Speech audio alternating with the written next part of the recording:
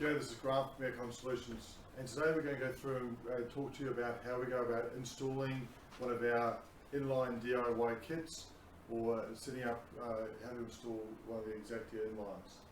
So on our eBay page in e-commerce, we've got some DIY kits. So in these kits we're just supplying a single duct option.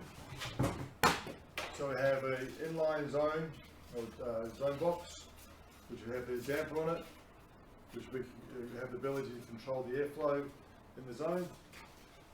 We'll come with two pops, which we are going to be attaching to the ductwork, so I'll show you how to do that shortly. Along with some hanging strap to help support the duct, as well as some duct tape. Depending on the application, whether you'll have a zone motor, depending on what style of zone motor you're after, or a manual damper to be able to control the blades. So let's get into showing you how to do it. So first of all, we're going to be cutting the duct where you want to put the damper motor in. So in the roof, you're going to find the ductwork in most cases is supported, like we've got illustrated here. Sometimes we just kind of lay across the rafters, so forth.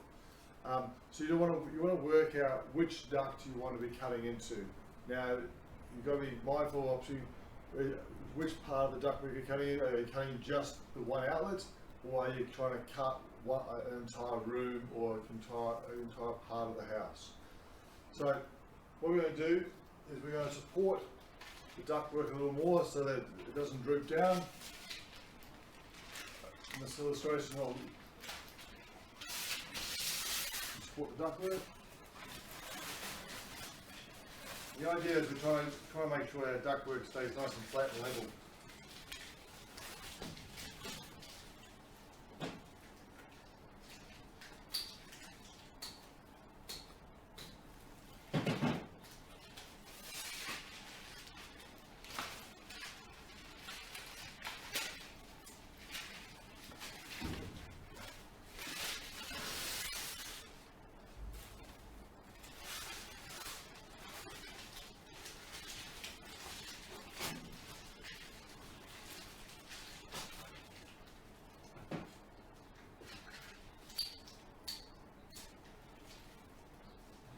So we're going to be cutting our duct through here.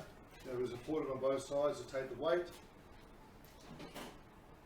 Just gently and carefully, obviously sharp knives, be careful of that. You want to cut through here. Alright, so we're going to be cutting the duct through the centre here, because we've got it nice and supported. Obviously we're going to use a sharp knife, so be careful of sharp edges. And use caution. We're going to go through and slice open the ductwork. So we're going to split it apart all the way around.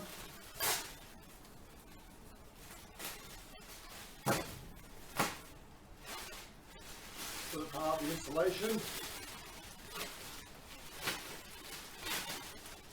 Open up the inside as well.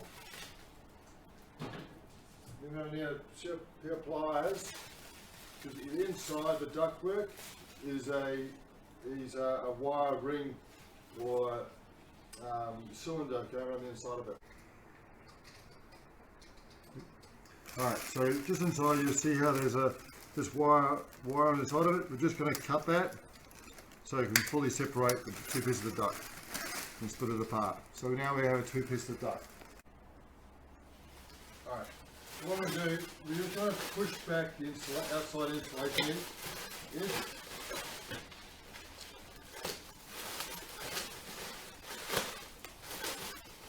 So that we can expose the inner core. So now with the inner core here, this is where we're going to put our fitting inside. So what we do is we start, we grab our neck and our duct tape. My recommendation is to start by running a ring all the way around the neck first. So that's like an anchor onto the fitting. So when we're putting in this in our zone box, we want to be able to work out what our orientation is. Where do you want the zone motor to be, or the manual damper to be? You know, where's going to be the most accessible. So then we need to orientate the neck to fit onto that the same way. So this example, we're just going to do it vertically. So we hold the, grab the top of the neck, and we're just going to place it on, and slide the duct on.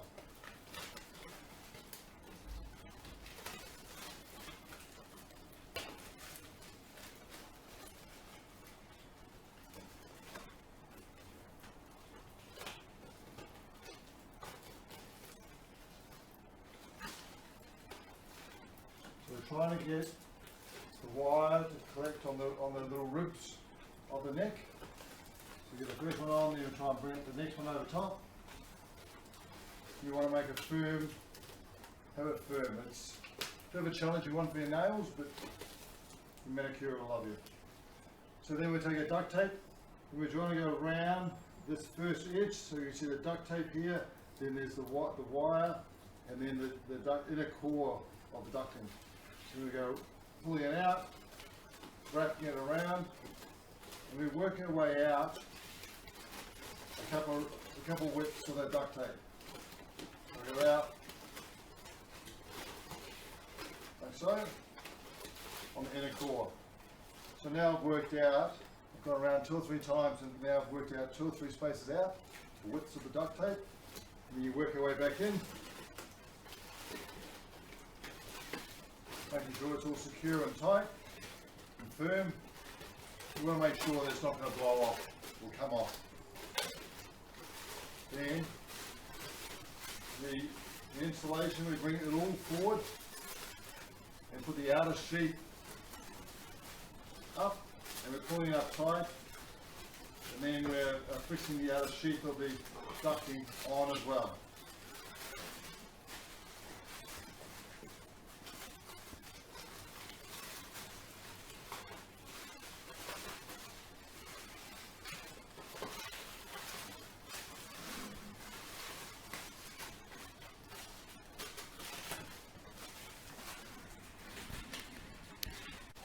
Firm and secure.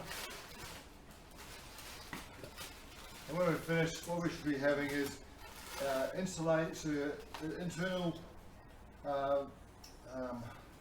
sheet is connected to the duct, or to the fitting.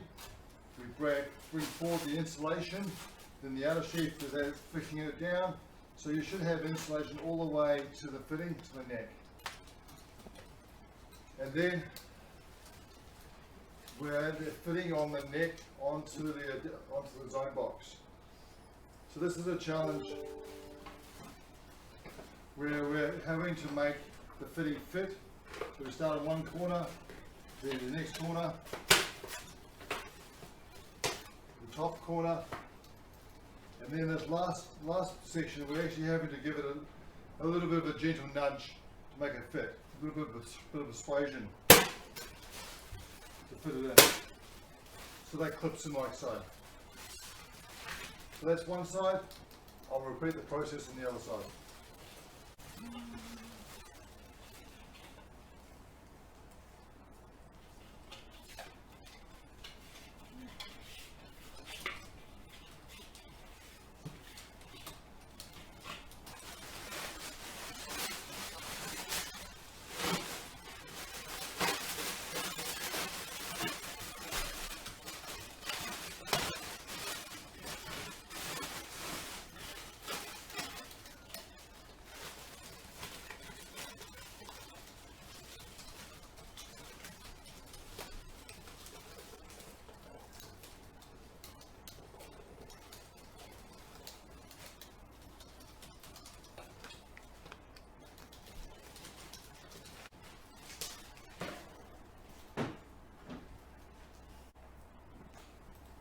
Right, so we've got it all together now. Zone box is nicely supported, and now depending on which option you choose for the kit or pack you bought from us, you will either have it as a manual damper, which the manual damper goes in, and there's actually names or positions on here for being able to control that. So you're clipping this in, and we can just turn that manual arm around between the two markings on the top of the box here, between open and closed, and you're able to then control how much air goes through that zone, through this fitting. That's if you're doing a balancing damper. You want to try and limit the amount of air going to this one particular duct. It's a really good way of doing it. If you're going for having a zone motor option, then we're going to want to put the zone motor in. Now the zones comes in 45% open, so half open, half closed. And so you may not have noticed, but when I took the manual arm out, I actually left the manual arm in a halfway position between open and closed. So for me, it's going to be really easy to put the zone motor in. We'll slot, because it's a square peg going into a square hole, we're slotting that down. Now if you get the orientation wrong, you can have the motor try to open when it's already open, or the motor trying to close if it's already closed, which will damage the motor and void your warranty. So on here, on top of the box, we actually have the ability to see where it has a label saying it closed and a label saying open. So I've actually got the zone half open already, so we slot this in. It's a square peg going into a square hole. So it's important to get the orientation right, because if it's out, then the zone may be closed when you're already trying to close it. So then if you roll it around, this goes into the open position, and that goes into the closed position. So we bring that back to halfway, which is what our zone motors will be supplied to you in a half open, half closed state, which is the new. Then we're slotting that down, and then we're putting in the screws holding into the positioning pegs, like so.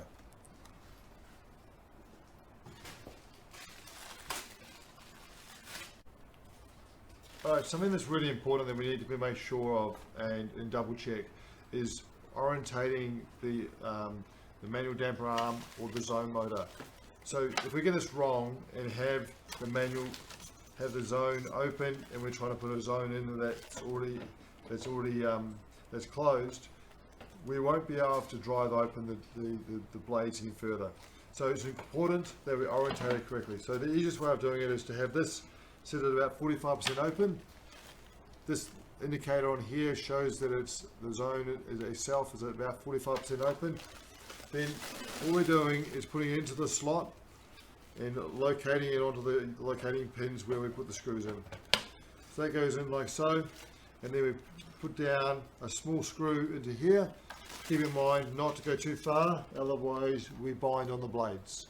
So it's important that the length of the screw is the right length, as well as the orientation of the blade. So zone motor half open, blades half open, motor goes in, lines up to the pins. Likewise with the manual arm, it's half open, so halfway between closed and open, we're having us locating like so. So then we can go open, closed. So now we've got that sorted, we'll go through and attach the other side of the duct on.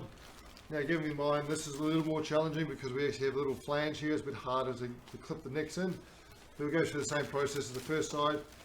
Getting the first corner in, and the next corner. Once you've got those two corners in, having to give a little bit of persuasion just to clip the neck in, top and bottom, making sure it's nice and tight, so there's no gaps. There should be a nice seal on both sides. So then we have our duct, which is now nice and level, flat, well supported. This example, we've got a zone motor. So what we've done is we've run our cable in, and we're clipping it in.